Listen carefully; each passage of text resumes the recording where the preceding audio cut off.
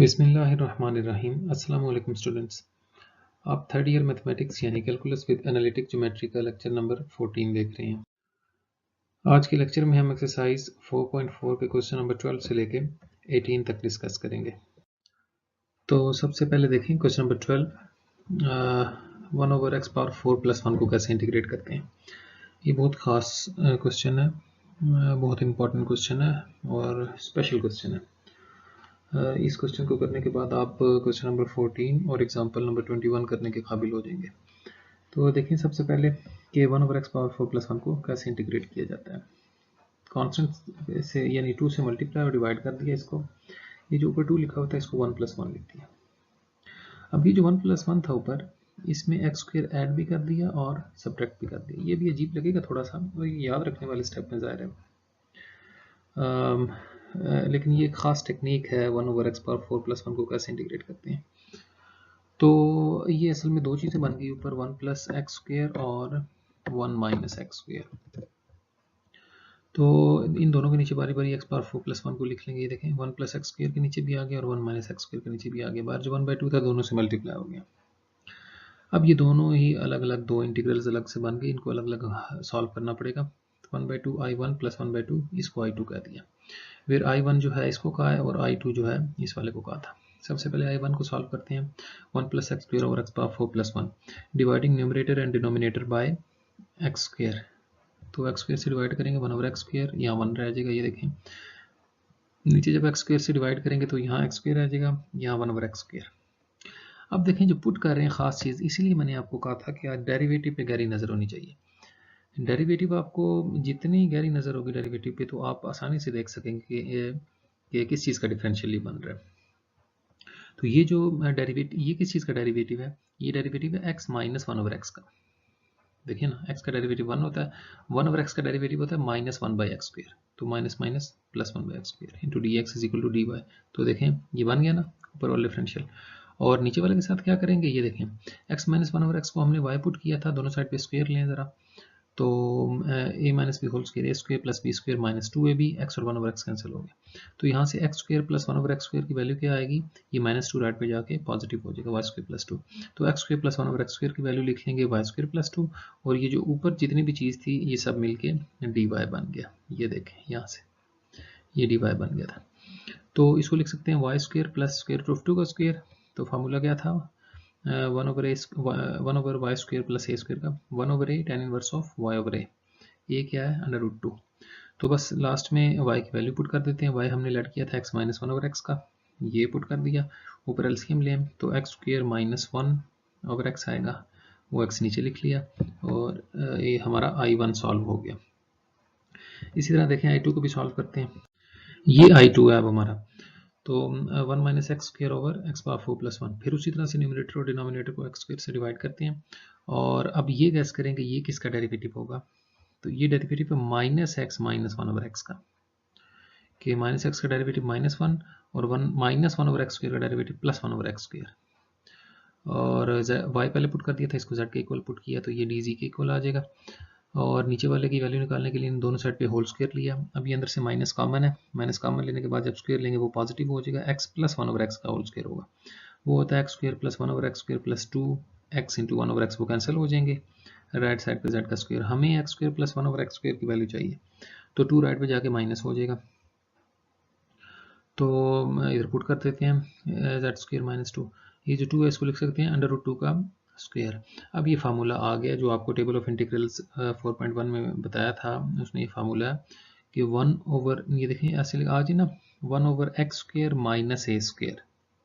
1/x² - a², कोई भी कांस्टेंट हो सकता है। तो उसका फार्मूला होता है 1/2a, ये वाला a, natural log of x - a/x + a। ठीक है, ये इसका फार्मूला है। अगर आप इस पे वो लगाना चाहें पार्शियल फ्रैक्शंस तो उस तरह से भी कर लें, लेकिन लेंथी हो जाएगा। इसको a - b और a+ भी करके ना उस तरह से भी कर सकते हैं। तो ये आ गया। अब z की वैल्यू वापस पुट कर देते हैं। z की वैल्यू थी -x - 1/x, ऊपर भी और नीचे भी z की वैल्यू दोबारा पुट कर दी, और ये माइनस कॉमन ले लिया, ऊपर नीचे से एलसीएम लेंगे तो x² + 1 + √2x, ये देखें ऊपर आ जाएगा, और इसी तरह से -√2x नीचे आ जाएगा। ये माइनस और माइनस कैंसिल हो जाएंगे, और यही हमारा आंसर है। I2 आ गया हमारा। तो इन दोनों की वैल्यूज़ जो है ना हम इक्वेशन 1 में पुट कर देते हैं। वो जो ऊपर हमने बनाई थी 1/2, ये वाली 1/2 I1 प्लस 1/2 I2। तो 1/2 I1 की वैल्यू जो थी इस 2 को छोड़ के बाकी थी 1/√2 tan इनवर्स ऑफ दिस, तो साथ 1/2 भी मल्टीप्लाई हो गया। और I2 की वैल्यू जो है 1/2√2 टाइम्स नेचुरल लॉग थी, तो बाहर एक 1/2 भी है, तो ये 1/4√2 हो जाएगा। और C1 प्लस C2 मिलके C बन गए। तो ये वाली टेक्निक आपने अप्लाई करनी है क्वेश्चन नंबर 14 में, और वो छोटा है इसकी निस्बत, और क्वेश्चन नंबर एग्जाम्पल नंबर 21 में। नेक्स्ट देखें, क्वेश्चन नंबर 13 है x power 4 over x power 4 plus 2x square plus 1। अब देखें ऊपर वाले की डिग्री 4 है, नीचे वाले की भी डिग्री 4 है। हमने पढ़ा था कि अगर ऊपर नीचे दोनों की डिग्री इक्वल हो तो इसको इम्प्रॉपर फ्रैक्शन कहते हैं। तो इनको पहले डिवाइड करना पड़ेगा। इसको डिवाइड करते हैं, इसको 1 से मल्टीप्लाई किया तो x power 4 plus 2x square plus 1 उसी तरह से आ गया। जब इनके साइन चेंज करेंगे तो ये कैंसिल हो जाएगा। जिस तरह से हम डिवीजन करते हैं ये कैंसिल हो जाएगा, और इनको माइनस साइन चेंज करेंगे तो ये -2x स्क्वायर और -1 बन जाएगा। तो फिर इनको आखिर में लिखने का तरीका क्या होता है आपको पता है। ऐसे सबसे पहले 1 लिखते हैं, फिर ये, और फिर आखिर में नीचे ये लिखते हैं। तो 1 इनमें से माइनस कॉमन लिया, ये देखें, तो 2x square plus 1 over x power 4 plus 2x square plus 1। तो ये जो x power 4 plus 2x square plus 1 है, ये एक्चुअली x स्क्वायर प्लस 1 का होल स्क्वायर था। तो ये इक्वेशन 1 आ गई। अब ये देखें, ये वाली जो फ्रैक्शन है अब ये प्रॉपर बन के ऊपर डिग्री 2 है, नीचे 2 का स्क्वायर डिग्री 4 है। तो डिग्री ऊपर वाली छोटी हो तो प्रॉपर फ्रैक्शन होती है। अब इसकी पार्शियल फ्रैक्शंस निकाल लेंगे। ये कौन सा केस है? Quadratic repeated. तो एक बार ax प्लस बी के नीचे एक्स स्क्वायर प्लस 1 की सिंगल पावर, सी एक्स प्लस डी के नीचे एक्स स्क्वायर प्लस 1 का होल स्क्वायर। तो मल्टीप्लाइंग बाय एलसीएम करेंगे, इनको अच्छे तरीके से लेके कोफिशिएंट्स कंपेयर करके ए बी सी डी की वैल्यू वही सारे पार्शियल फ्रैक्शन से ये आ गई। तो इस इक्वेशन में पुट कर देते हैं 1 माइनस ये जो प्रॉपर फ्रैक्शन बनाई थी पार्शियल फ्रैक्शन से, इनकी वैल्यू पुट करके ये बन गई। अब इसको इंटीग्रेट कर देते हैं। लेफ्ट हैंड साइड पे भी इंटीग्रल लिखा, इसका नाम आई रख दिया। 1 का इंटीग्रल अलग हो जाएगा, इसमें से 2 बाहर आ गया, एक्स स्क्वायर प्लस 1 का अलग हो जाएगा, 1 over x square plus 1 whole square का अलग हो जाएगा। तो 1 का इंटीग्रल तो x होगा, 1 ओवर एक्स स्क्वायर प्लस 1 का tan इनवर्स ऑफ x हो जाएगा। और ये जो इंटीग्रल है ये हमें अलग से सॉल्व करना पड़ेगा, इसको I1 कह देते हैं। तो ये इक्वेशन हमने बनाई थी, इसमें I1 हमने कहा था इस इंटीग्रल को। तो एक्स स्क्वायर प्लस 1 आ रहा हो तो हमने सीखा था कि हम x को tan थीटा पुट करते थे, a tan थीटा, ये समझे 1 का स्क्वायर है। तो x is equal to 1 to tan theta, तो dx की वैल्यू आ जाएगी, tan का डेरिवेटिव होता है sec square theta into d theta. यहाँ से tan थीटा इक्वल आएगा x ओवर 1 के। यहाँ से अगर हम थीटा की वैल्यू निकालना चाहें तो वो आ रही है tan इनवर्स ऑफ x, ये देख रहे हैं ना। तो tan थीटा तो बराबर होता है परपेंडिकुलर ओवर बेस के, इसका मतलब है परपेंडिकुलर को x और बेस को 1 कंसिडर किया जा सकता है। तो पिथागोरस थ्योरम के जरिए हाइपोटेन्यूज फिर क्या आ जाएगा, x स्क्वायर प्लस 1 का स्क्वायर रूट। तो आम तरीके से बस इसको अब करते हैं सिंप्लीफाई। देखें, ये dx की जगह लिख देंगे second square theta D theta, x की जगह tan थीटा पुट कर दिया। तो tan स्क्वायर थीटा प्लस 1 जो है सेकंड स्क्वायर थीटा के इक्वल होता है। तो नीचे सेकंड की पावर 4 है, ऊपर 2 है, तो नीचे 2 पावर आ जाएगी। 1 ओवर सेकंड आपको पता है कॉस होता है। तो कॉस स्क्वायर और साइन स्क्वायर को कैसे इंटीग्रेट करते हैं ये हमने 4.1 में सीख लिया था। कॉस स्क्वायर थीटा को लिख लेते हैं 1 प्लस कॉस 2 थीटा बाई 2। तो 1/2 इंटू थीटा इसका इंटीग्रल हो जाएगा, 1/2 इसके नीचे भी आएगा, और कॉस 2 थीटा का इंटीग्रल हो जाएगा साइन 2 थीटा बाई 2। तो हमने सिंगल एंगल में पुट किया था, तो साइन 2 थीटा का फॉर्मूला लिख लेते हैं 2 साइन थीटा कॉस थीटा, और 2 से 2 कैंसिल हो जाएगा, एक 2 रह जाएगा। ये देखें, ये 2 2 थे ना, 2 2 से 4, एक 2 कैंसिल हो गया बार वाले 2 से, ये एक 2 रह गया। अब वैल्यूज वापस पुट करते हैं। देखें, tan की वैल्यू यहाँ से, थीटा की वैल्यू आ रही है tan इनवर्स ऑफ x, तो थीटा की जगह मैं लिख दूंगा tan इनवर्स ऑफ x। अब हाइपोटेन्यूज आया था एक्स स्क्वायर प्लस 1 का स्क्वायर रूट, तो साइन होता है परपेंडिकुलर ओवर हाइपोटेन्यूज, तो परपेंडिकुलर x था ना, x over x square plus 1 का स्क्वायर रूट, और कॉस थीटा होता है बेस ओवर हाइपोटेन्यूज, बेस 1 थी, 1 ओवर हाइपोटेन्यूज ये ओवर 2 ये वाला। तो इनको मिला के लिख लेते हैं, बस ये आंसर तकरीबन आ गया है। 1/2 tan inverse of x plus ये ऊपर से x आ गया, ये x स्क्वायर प्लस 1 के 2 दफ़ा स्क्वायर रूट मल्टीप्लाई होता है, इसका स्क्वायर हो जाएगा, स्क्वायर से स्क्वायर रूट कैंसिल हो जाएगा, तो x स्क्वायर प्लस 1 बचेगा, और साथ ये 2।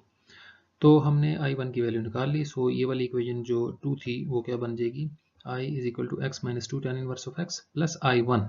अब I1 की ये वाली वैल्यू पुट कर दी, तो बस यही हमारा आंसर है, -2 tan inverse of x plus 1/2 tan inverse of x। तो 1/2 -2 जो है -3/2 के इक्वल होता है। तो इनको प्लस माइनस कर दिया और यही हमारा रिक्वायर्ड आंसर है। नेक्स्ट ये छोटे छोटे से क्वेश्चन है। क्वेश्चन नंबर 15 है 1/e⁻x-1 का होल स्क्वायर।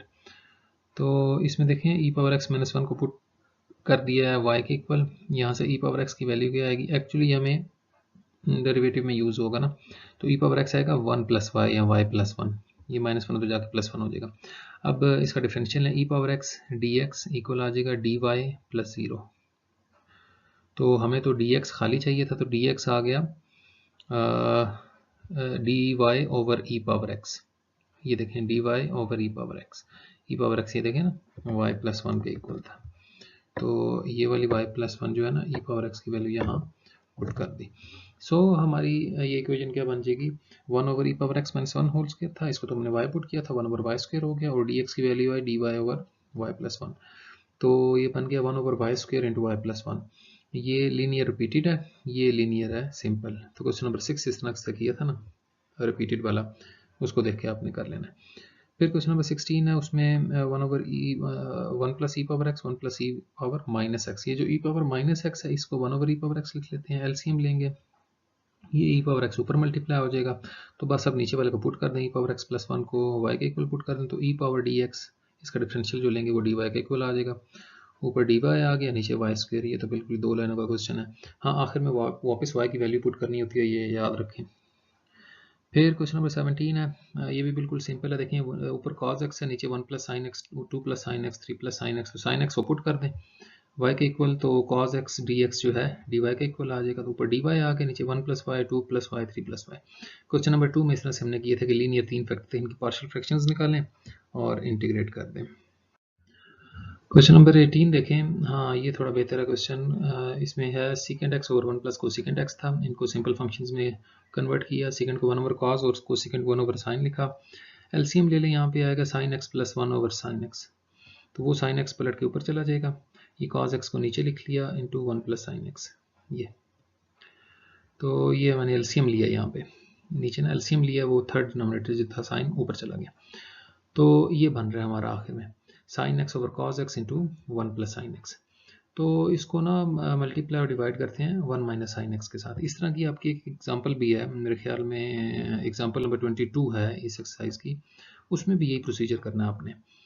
तो देखें, हाँ इसमें सेकेंड क्यूब का इंटीग्रल बनता है ना, उसमें कोसेकेंड क्यूब का इंटीग्रल बनता है, ये दोनों हमने 4.3 में सीखे हैं। तो देखें 1 - sin x ऊपर मल्टीप्लाई होगा sin x के साथ, sin x - sin² x बन जाएगा, नीचे cos x ये 1 + sin x और 1 - sin x जो है a² - b² के फार्मूले से 1 - sin² x आ जाएगा। अब 1 - sin² theta is equal to cos² theta होता है, आपको पता है, तो ये जो नीचे वाला है ये sin x के नीचे भी आ जाएगा और sin² x के नीचे भी, अलग अलग कर लिया दोनों का इंटीग्रल। अब sin of x/cos x जो है tan x बन जाएगा और 1/cos² x जो है secant² x बन जाएगा। यहाँ पे sin² x/cos² x मिलकर tan² x बन जाएगा और 1/cos x रह जाएगा, वो उसको secant x लिख लिया। अब ये तो आसान है कि देखें tan का डेरिवेटिव हमें पता है secant² है, तो पावर रूल लग जाएगा, tan की पावर में ऐड किया और उससे डिवाइड कर दिया, माइनस इसको अब सिंप्लीफाई करना है, tan² x अब कोई भी डेरिवेटिव नहीं बन रहा, secant का derivative secant x into tan x होता है, वो दूसरा secant नहीं है हमारे पास, tan का डेरिवेटिव secant² होता है, दूसरा secant नहीं है हमारे पास, तो tan को कन्वर्ट करते हैं, tan² x is equal to secant² x - 1 और इनको अंदर मल्टीप्लाई करते हैं, ये secant³ x बन जाएगा और ये secant x बन गया। ये आपको मैंने उस वक्त भी बताया था, ये बहुत ख़ास इंटीग्रल है, लेंथी, आगे चल के और भी क्वेश्चंस आएंगे ना, यहाँ पे बीच में जाके ना ये इंटीग्रल आ जाता है, तो इस इंटीग्रल को अलग से हमें हल करना पड़ता है। इसका नाम देखिए मैंने I1 रख दिया, तो secant³ x और cosecant³ x, इनको ज़हन में रखना, 4.3 के शुरू में थे ये क्वेश्चंस। और secant x का इंटीग्रल होता है natural log of secant x plus tan x। तो ये जो I1 हमने secant³ को कहा है, इसको एक बार फिर देख लें, हमने वैसे पहले किया था 4.3 में। तो ये वो खास इंटीग्रल है secant³ x। देखें इसको कैसे सॉल्व करते हैं, इसमें से एक secant x सेलेक्ट कर लें और secant² x सेलेक्ट कर लें। अब ये दोनों ट्रिग्नोमेट्रिक फंक्शन है, तो टाई हो गया, तो आई लेट जो फार्मूला था हमारा, उसमें हमने ये पढ़ा था इंटीग्रेशन बाय पार्ट्स में कि दोनों एक जैसे फंक्शन आ जाएं, तो फिर हम देखते हैं कि इनमें से इंटीग्रल किसका आसान है, उसको v ले लेते हैं, यानी सेकंड फंक्शन। तो इनमें से इसका इंटीग्रल आसान है कि इसका इंटीग्रल tan होता है, तो इसको v ले लेते हैं और दूसरा जो बच गया उसको u ले लेते हैं। तो फर्स्ट वाले फंक्शन को एज इट इज़ लिख दिया, सेकंड वाले का इंटीग्रल जो कि tan है, माइनस फिर फर्स्ट वाले का डेरिवेटिव सेकंड x का, और डेरिवेटिव होता है second x into tan x, और सेकंड स्क्वायर x का इंटीग्रल tan x। तो ये सेकंड x tan x उसी तरह से लिखा हुआ माइनस ये क्या बन जाएगा second x into tan square x। तो tan स्क्वायर x को लिख लेंगे सेकंड स्क्वायर x माइनस 1, अंदर मल्टीप्लाई करें तो ये second cube x minus second x, ये देखें सेकंड क्यूब x और minus minus plus second x, अलग कर लिया इंटीग्रल। अब ये देखें ये वही क्वेश्चन वापस रिपीट हो गया सेकंड क्यूब x, ये तो I1 था तो इसकी जगह वापस I1 लिख दिया, इसका integral natural log of second x plus tan x, ये माइनस I1 लेफ्ट पे जाके ऐड हो गए 2I1 बन जाएगा और इस 2 से डिवाइड कर देंगे, ये देखें डिवाइड कर दिया। सो इक्वेशन 1 बिकम्स, इक्वेशन 1 जो I1 वाली थी उसमें इसकी वैल्यू पुट कर देते हैं, tan स्क्वायर x बाई 2 था उस इक्वेशन में, फिर माइनस I1 इसका नाम रखा था प्लस नेचुरल लॉग, तो I1 की ये देखें ये वाली वैल्यू पुट कर दी, ये दो टर्म्स ये वाली, तो इसमें से ये तो अलग आ रही है, ये भी अलग टर्म, ये दोनों लाइक एक जैसी टर्म्स है ना, तो -1/2 + 1 जो है ये +1/2 के इक्वल होता है, तो इनको प्लस माइनस करके ये आंसर आ गया। इसको देख के आपने एग्जाम्पल 22 कर लेनी है। यहाँ आज का लेक्चर खत्म हो गया।